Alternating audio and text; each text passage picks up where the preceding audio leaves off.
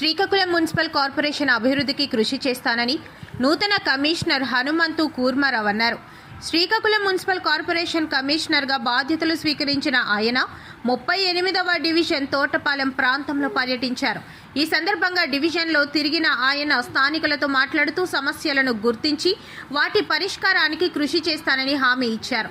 అనంతరం ఆయన మాట్లాడుతూ శ్రీకాకుళం మున్సిపల్ కార్పొరేషన్ చైర్మన్గా బాధ్యతలు స్వీకరించడం ఆనందంగా ఉందన్నారు.